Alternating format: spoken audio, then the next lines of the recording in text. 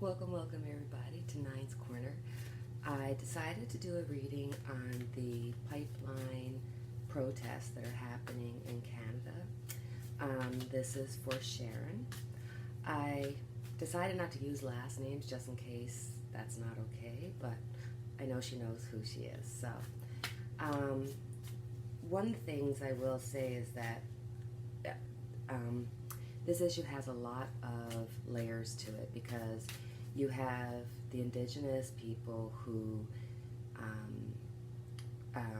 it's the heredity chiefs from Wet'suwet'en, and they didn't give permission for their land to be used even though other indigenous groups had done so.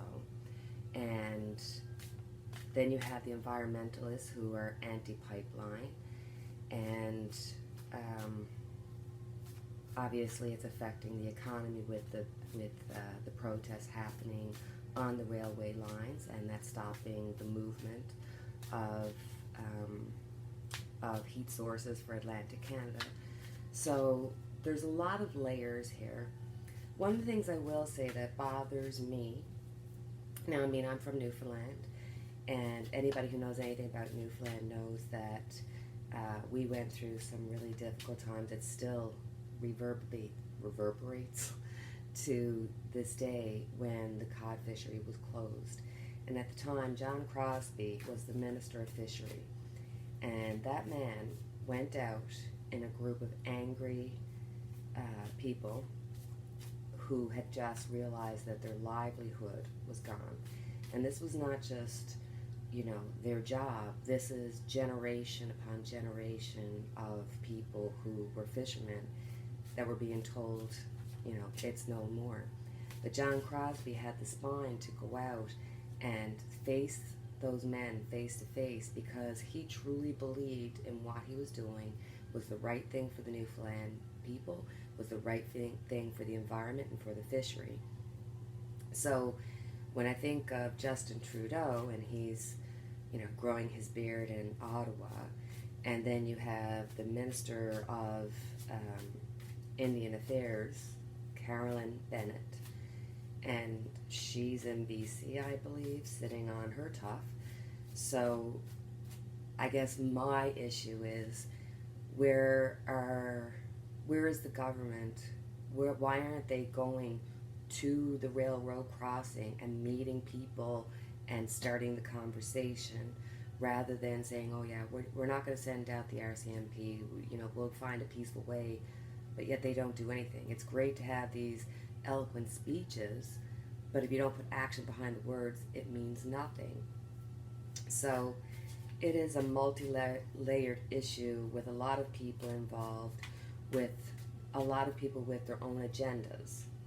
So let's just have a quick look into the protests. Sorry, Spock. This is my dog, Spock. Live long and prosper.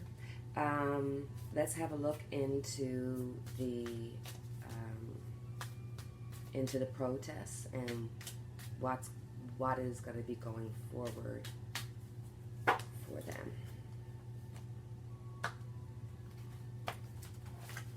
Okay, so underneath the issue we have the Two of Swords. This is having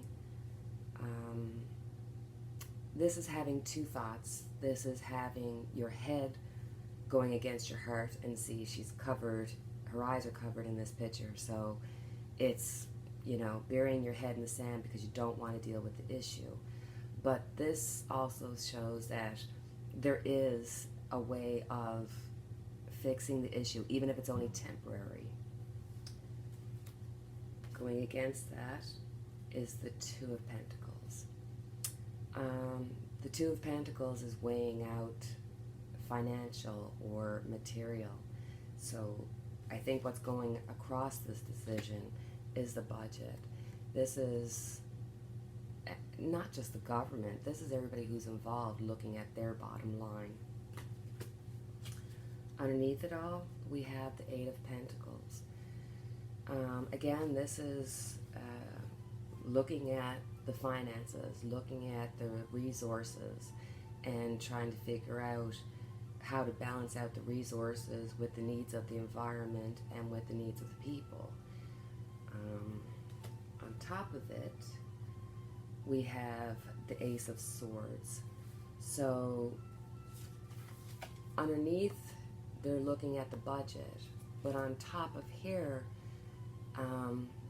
I think there's a spark of an idea of how to maybe look at both sides of the situation, because a sword has two sides. So I think this is asking us to use our mind and to stop repeating over and over and over, because you keep doing the same thing, makes you crazy. So it's almost like regardless of what political party is involved, they throw lip service and then they don't do anything to follow that up. So we have the Strength card. So this is saying, yes, you have the strength to see yourself through the situation. And the Strength card is also a need for forgiveness. And, I know we talk about,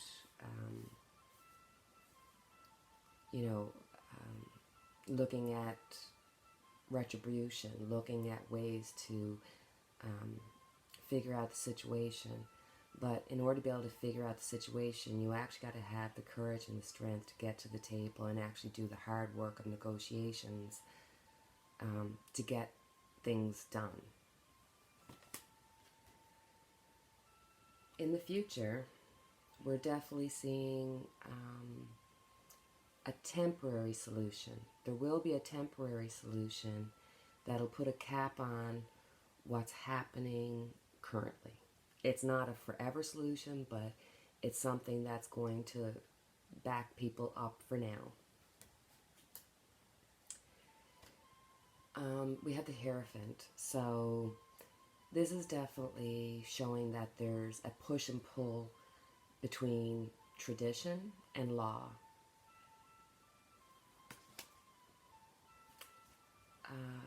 How people are looking at this is the Lovers. So I think a lot of people are, like myself, probably not totally educated about all aspects of the situation, but there's love there. I think for us who live in Canada, we know how truly blessed and truly lucky we are to live in the country that we do.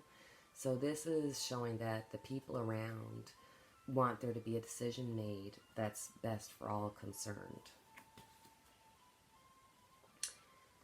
This is the Queen of Pentacles. This is in the hopes and fears. So I think the Queen of Pentacles is showing that all sides, not just the government, the pipeline layers, the people who are affected for their livelihood, and the indigenous people who signed up, because they're also looking at the environment, but they're also looking at their bottom line. So I think the wish is that they can figure out a way to balance out the environment, which is the bird, with the pentacle, which is the need for the resource and for the money. For the outcome, we have the Fool. So the Fool is about being at the beginning. So I think we have to move forth in a enlightened way to kind of look at this in a new way and try to come up with a new solution, because if you keep doing the same thing over and over, you're going to keep getting the same results. So it's time to actually get to the table, do the hard negotiations, and there's support there for it. I'm just going to clarify the Fool because it's a little bit... The Hangman. This is looking at something in a different way. Looking at it from a different perspective, looking at it from the other person's perspective. I think overall this reading is showing that there's goodwill on all sides, and there's a want for everybody to do what's best for everybody, the environment, and for economic good of Canada. So I think there's a lot of good Canadian support there, but until Justin and Carolyn and you know, the people that have the power to make the changes actually stop talking and giving lip service and actually put action behind the words and get to the nitty gritty. Do the hard work. Yes, it's going to be hard. Yes, people's feelings may be hurt. But, you know, this is Canada. Everybody deserves to have themselves listened to. And it's time for Justin Trudeau and his government to do that. You know, this is something that has been going on year after year after year, regardless of political party. So we need somebody who's actually going to sit down and do the work. So that's my reading. I hope you enjoyed it, and wishing you light for your darkness